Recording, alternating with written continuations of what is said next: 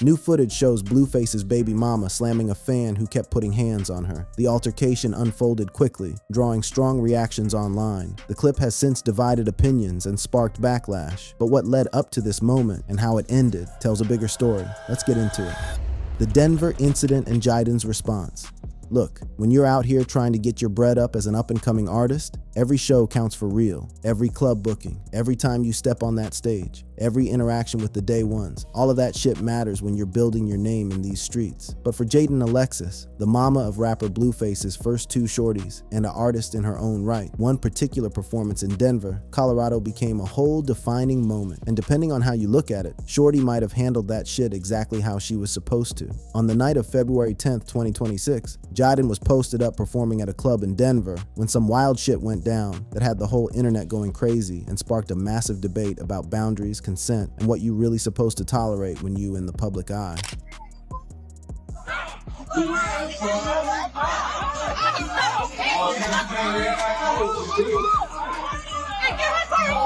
According to multiple reports that dropped on February 11th during her set, some female fan kept putting her hands on Jadin inappropriately, despite multiple warnings to fall back. We ain't talking about an accidental bump in a crowded spot. This was deliberate, repeated, unwanted touching that included Shorty grabbing on Jadin's private areas, specifically her ass, over the course of like an hour straight. Now before we get into what popped off next, let's keep it a buck about something. Jadin didn't immediately crash out on this fan. She didn't spaz at the first unwanted touch. In fact, by her own account, she tried mad different ways to de-escalate the situation. She tried to keep it player. She tried to redirect the fan's energy by dancing with her. She gave verbal warnings. She attempted to handle the situation with some professionalism and grace because, at the end of the day, she was there to get her bag, to perform, to connect with her growing fan base. But there's only so much disrespect any real one can be expected to take when they boundaries keep getting violated over and over. And according to Jadin's version of events, after the fourth time Shorty touched her inappropriately, the fan looked her dead in the eyes and asked, "Do you want to fight?" And that's when the whole vibe switched up. The altercation that followed got caught on camera and quickly went viral across all the platforms, with one post on X racking up over 1.3 million views. The footage shows Jadin and her day ones getting active with the fan, with reports saying that Jadin cracked Shorty with her phone and that her whole squad got in on it. One homegirl threw a drink, others was throwing hands. The fan's crew fought back too, turning what started as a one-on-one situation into a straight brawl. But here's where it gets interesting. The fan herself posted a video response after the incident, and in defending why her crew retaliated, she actually confirmed the whole issue that started this shit in the first place.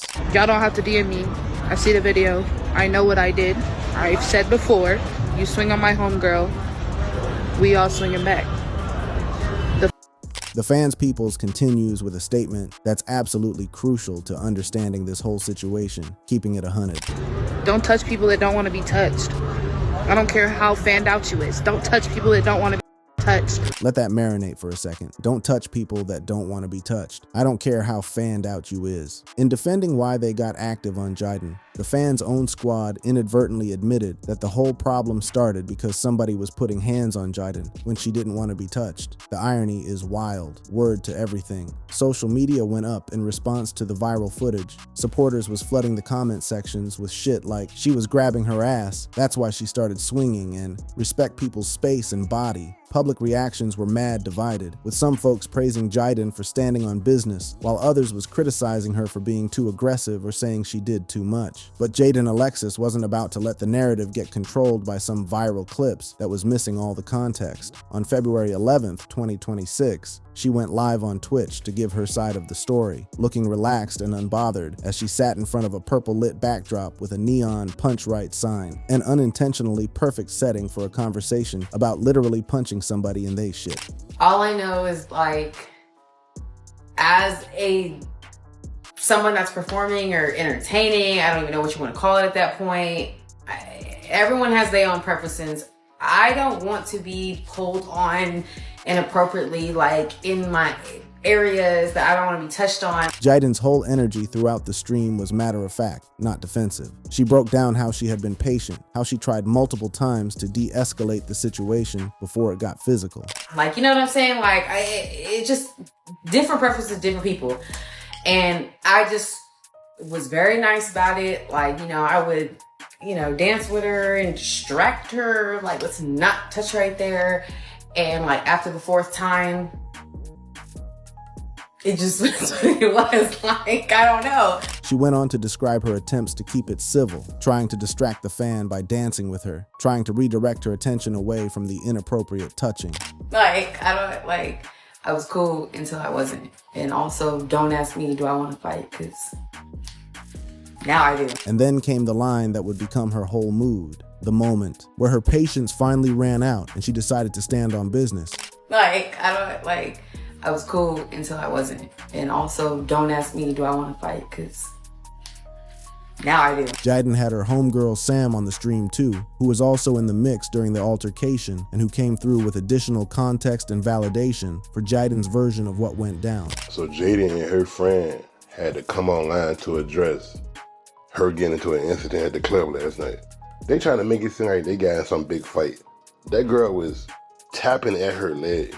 Like, yeah, she was hitting her leg, and then they started swinging down. But perhaps the most wild aspect of Jadin's explanation wasn't about the fans' behavior at all. It was about the venue's complete failure to have proper security. Jadin didn't hold back in her critique, making it clear that this situation should never have escalated to the point where she felt she needed to protect herself physically. Security failed, she stated plainly. We should never have to be our own security. I should never have to tell security, definitely don't let the curious touch my artist life. The security had no security in between us and the crowd. The crowd was just touching all over everybody. This was a fundamental mess up in event management and artist safety, straight up. When you book somebody to perform at your venue, you got a responsibility to make sure they can do so without being violated by audience members. Jadin pointed out that this wasn't even the first incident at this particular Denver club. She referenced a previous situation involving Natalie Nunn from Baddies, where a fan had snatched a microphone and got rocked in response. The fact that this venue had a pattern of incidents where fans were getting disrespectful with performers raises serious questions about their security protocols and whether they should even be hosting events with any kind of celebrity or artist presence, word up. Throughout the live stream, which was later clipped and shared by fan pages like a Jadin fan, Jadin kept it a stack that she had zero regrets about how she handled the situation. She acknowledged that the optics might not have been perfect, that the viral clips might have made her look too aggressive, but she stood firm in her belief that she did what needed to be done after her boundaries got violated repeatedly.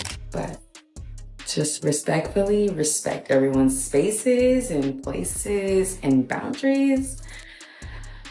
Respectfully. And that's all. You know?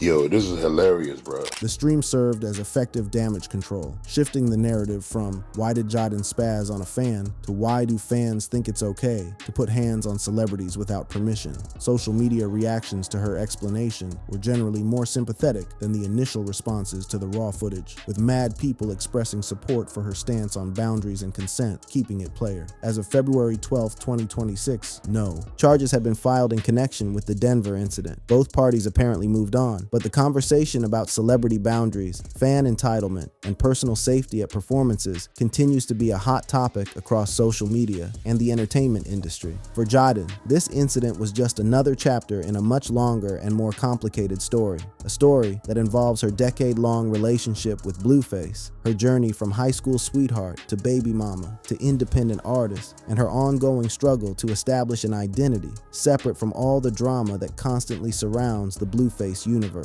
And to really understand why this Denver club confrontation hit the way it did, we need to understand where Jadin came from and what she's been through to get to this point. No cap. Blueface and Jadin's relationship, a decade of love, betrayal, and straight foolywang. To understand Jadin Alexis and why the Denver incident resonated the way it did, you gotta understand her relationship with Blueface, a relationship that reads like a whole cautionary tale about what happens when high school love meets rap fame, social media toxicity, and a boy who absolutely cannot keep it in his pants to save his life. Jadin and Blueface's story starts off wholesome as hell. They met in PE class. Blueface was a junior, Jadin was a freshman. And according to Blueface's mom's Carlissa Saffold, he was locked in from the jump, even copping Jadin a promise ring when he was just 14 years old. They became that couple everybody knew at school. Jadin was posted at all his football games. They were attached at the hip, and by all accounts, it was young love in its purest form. Word to mother. Okay. PE class. We were in the same PE class. Really? Yeah. And what was it? Like, what drew you to her? I was like, I like that. Okay. And what was your impression of him? Well, I noticed him because he was the new kid. Like, he came like second semester.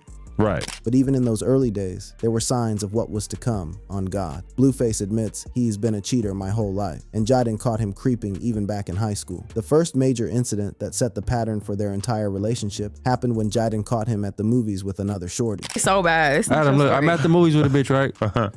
And then this other bitch that I was dealing, like, all these bitches fucking around with, right, was like kind of her arch nemesis.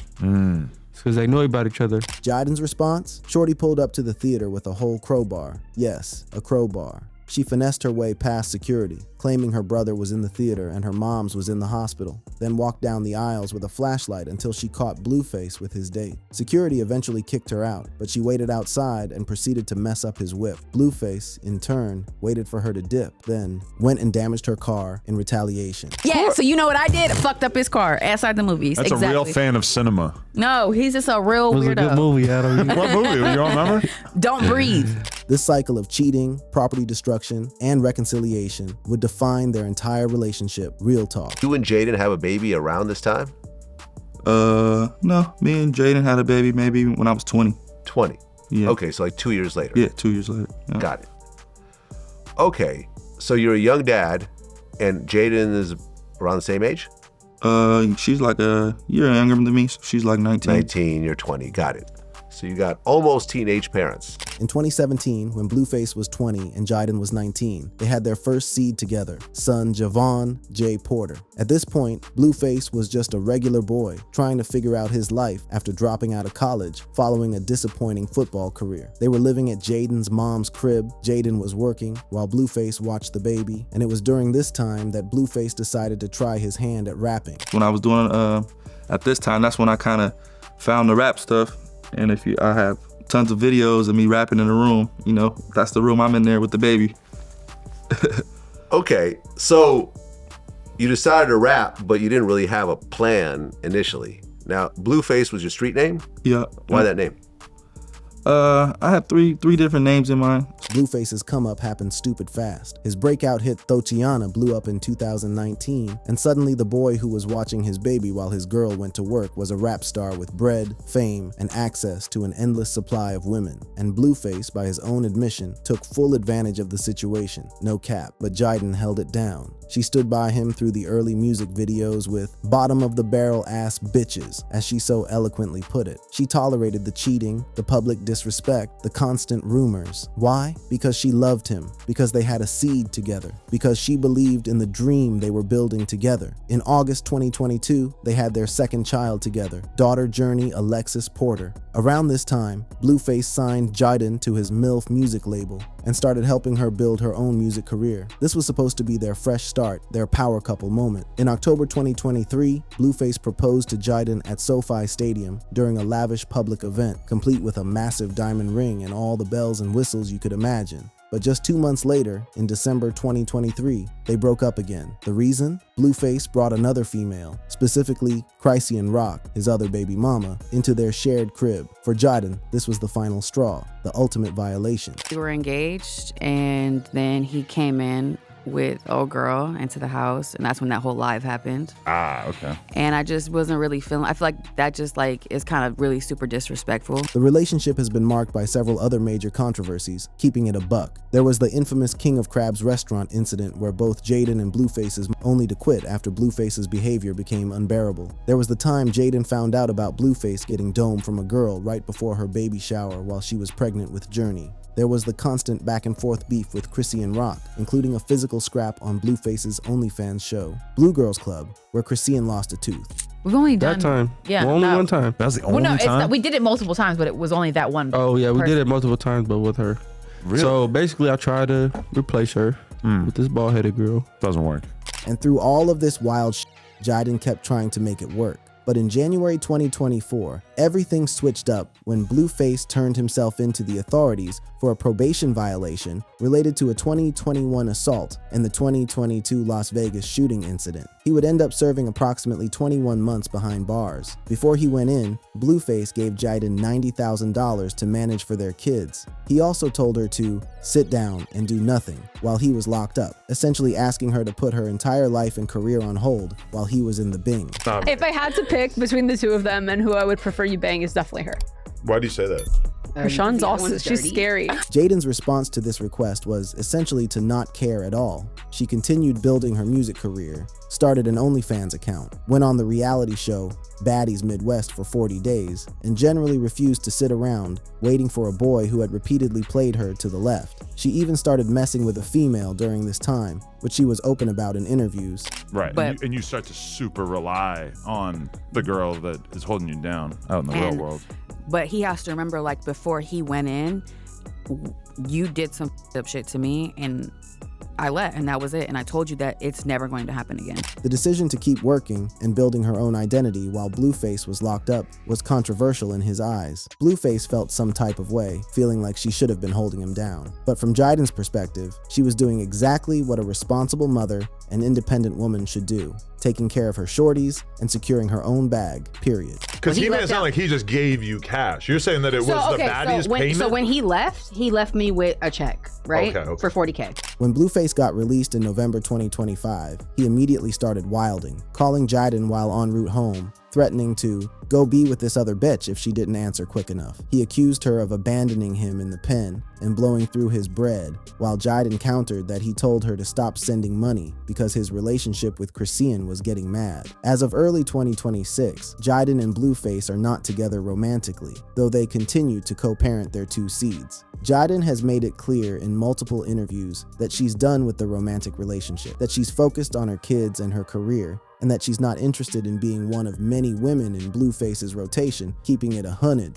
I don't want to be. I don't want to be back together. Okay. I think that I don't want to be on the roster of 25 people that he keeps in rotation. Like, that is just so not who I am. She even covered up the tattoo of Blueface's full government name that she had on her body, replacing it with a flower design as a symbolic gesture of moving on and closing that chapter. But the story of Blueface and Jadin can't be told without discussing the third point of this toxic triangle, Chrisean Rock, the woman who would become not just Blueface's other baby mama, but the source of endless drama, violence, and straight chaos that would make even the most dysfunctional relationships look stable by comparison on everything. Chrisean Rock, violence and Blueface's chaotic empire. If Jadin Alexis represents the patient, a loyal day one who stuck around through thick and thin, then Chrisean Rock represents absolute chaos in human form, straight up. And the relationship between Blueface and Chrisean Rock isn't just toxic, it's the kind of relationship that should come with a hazmat suit and a requirement that everyone involved seek immediate therapy, word to mother. Chrisean Eugenia Malone, born March 14, 2000, grew up in West Baltimore as one of 12 shorties, with her pops locked up for most of her childhood and her mom struggling with drug addiction, leading to periods of being homeless and in the streets. She was a track athlete who went to Santa Monica College on a scholarship before pivoting to reality TV and music. She met Blueface in 2020 during the pandemic on his OnlyFans reality show Blue Girls Club, where females competed for his attention while living in his crib. Chrisean stood out from the other contestants, and Blueface signed her to his label Blueface LLC. What started as a business relationship quickly became romantic, but it was doomed from the rip. Their relationship has been marked by constant violence, public altercations, arrests, and behavior so destructive that it's genuinely hard to watch. No cap. Let's talk about the violence, because it's been relentless and non-stop. In February 2022, Chrisean got knocked by the police in Oklahoma for stealing Blueface's G-Wagon and drug-related charges. Throughout 2022, there were multiple public physical altercations. Chrisean punching Blueface in a bar, a sidewalk fight in Hollywood that was caught on camera, accusations of cheating that led to violent confrontations. Chrisean allegedly put hands on Blueface's mom's Carlissa Saffold during one particularly ugly incident. The physical abuse went both ways, keeping it a stack. There's footage of Blueface grabbing Chrisean, of them scrapping in whips, of chaos erupting at public events. In October 2023, Chrisean got booked for domestic violence against Blueface at a Las Vegas hotel, facing charges for threats and battery.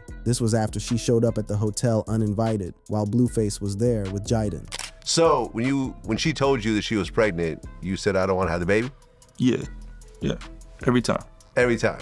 Yeah, Okay. I know her. I know you're not living a life of somebody who's even almost or even can get ready if you have one, But perhaps the most controversial aspect of their relationship was Chrisean's pregnancy and the birth of their seed. In January 2023, Chrisean announced she was pregnant with Blueface's baby. His response? He immediately denied being the father, tweeting that she had encounters with 10 different men and demanding a DNA test. He publicly pressured her to get an abortion, even asking a doctor if it was too late at around 20 weeks, on God. Chrisean gave birth to Chrisean Jesus Malone Jr. on September 3rd, 2023, during a live stream delivery on Instagram, which was wild as hell.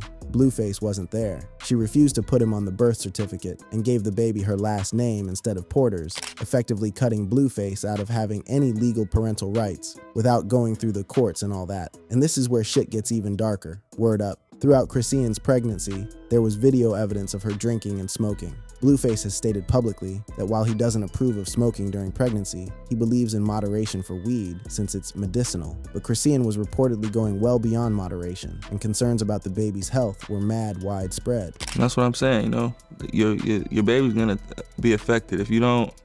You have to sit there with him all day, talk to him, stand him up, hold him, all that stuff, bro. That's like it helps. When the baby was born, Blueface posted the child's hernia on Twitter, which caused massive controversy. People were tight as hell, but Blueface defended it by saying there are two types of people in this world, people with hernias and people that seen a hernia, and that he was trying to bring attention to a medical condition that needed to be addressed. You know what? There is no disability. The only disability is her. Huh. She's not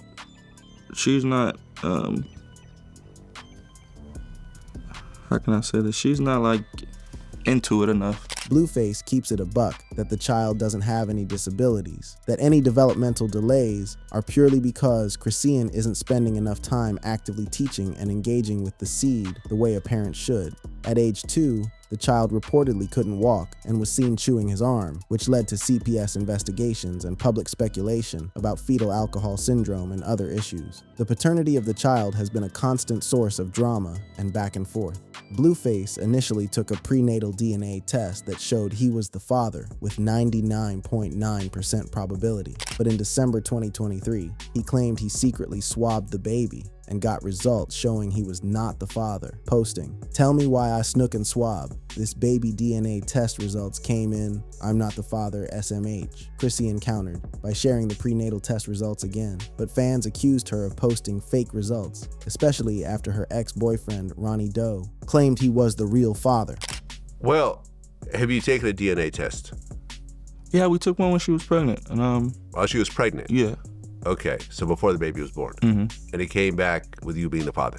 Ronnie Doe tragically passed away in early 2025, but before he died, he was pursuing court-ordered DNA tests that Chrisean allegedly was ducking. Blueface's mom's Carlissa even secretly got a DNA sample from the child and posted about ordering a grandparent DNA kit, adding yet another layer to the chaos. Post-prison, when Blueface got released in November 2025, drama with Chrisean immediately reignited like clockwork. Chrisean claimed Blueface stomped her out in his kitchen, declared she was done co-parenting, and stated, "If you want to see me, come to Baltimore. I'm not doing no co-parenting if my life is on the line." She also announced plans to get married and build a compound, though it's unclear if any of that has materialized or if she's just talking. Throughout all of this wild shit, Blueface has maintained that while he cares about the seed, he's not going to pursue custody through the courts because it could backfire with child support obligations or further legal issues. He wants Chrisean to voluntarily give him access rather than forcing the issue legally.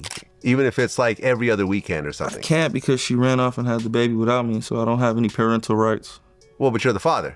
you could ask for a DNA test and prove you're the father, prove paternity, just like how women take. But let's step back from the baby mama drama for a minute and talk about what Blueface has been up to career-wise. Because despite all the personal chaos and wild shit, he's managed to maintain a presence in the industry and keep his name ringing bells. Blueface, born Jonathan Michael Porter on January 20th, 1997, came up in 2018 with his viral hit Respect My Crippin', and then exploded into the mainstream with Thoshiana in 2019, which peaked at number 8 on the Billboard Hot 100. His distinctive offbeat rapping style, which was initially memed and clowned, became his trademark and helped him stand out in a crowded rap landscape, no cap.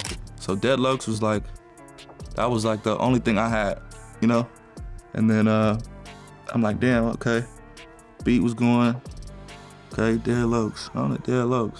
His come up was rapid as hell. He was named to XXL's 2019 freshman class, signed to Cash Money West under Birdman, and released his debut album, Find the Beat, in 2020. But his career has been repeatedly derailed by legal issues and street shit. The 2022 Las Vegas shooting incident, where he let off shots at a man outside a strip club after an argument, resulted in him being ordered to pay over $13 million in damages to the club, and eventually led to his probation violation and prison sentence. Since his release from the Bing in November 2025, Blueface has pivoted heavily towards celebrity boxing. He came out noticeably more swole, reportedly benching 275 pounds, and has a sanctioned bout scheduled for spring 2026 against former NBA star Nick Swaggy P. Young. This fight has been in the works for years and is now finally lined up and funded, expected to take place in Los Angeles or Miami. Music-wise, Blueface hasn't announced any major new releases or albums, but he's focused on helping Jadin with her music career under MILF Music. He's also been managing the ongoing drama between his baby mamas, dealing with criticism over his parenting, and trying to rebuild his public image after nearly 2 years locked up. In February 2026, he got into a brief beef with NLE Choppa after Blueface offered to box him, and Choppa declined, instead talking greasy about Blueface's son with Chrisean in a deleted post. Choppa later apologized, and Blueface forgave him, but made it clear he's still ready for all the smoke if needed. I learned from everything that you got in mind about how is this gonna work out, how is this gonna work out. I've learned from all of those things, and it's gonna work out because I'm not even gonna entertain those avenues. Right. For me. We're gonna focus on the music, MILF music, Jadin, Lexus, Stewie. We gonna focus on that. We're not finna get sidetracked, but let's go to Runway. Let's go to like you know. As of now, Blueface's narrative is one of attempted reinvention through boxing and fitness, while his family feuds continue to provide endless tabloid fodder and keep his name in the streets. His relationship with Jadin appears to be purely co-parenting at this point. His relationship with Chrisean is basically non-existent and hostile as hell, and his focus seems to be on getting bread through boxing rather than music. Enjoying the content? Make sure to check out the suggested videos by clicking the cards on your screen.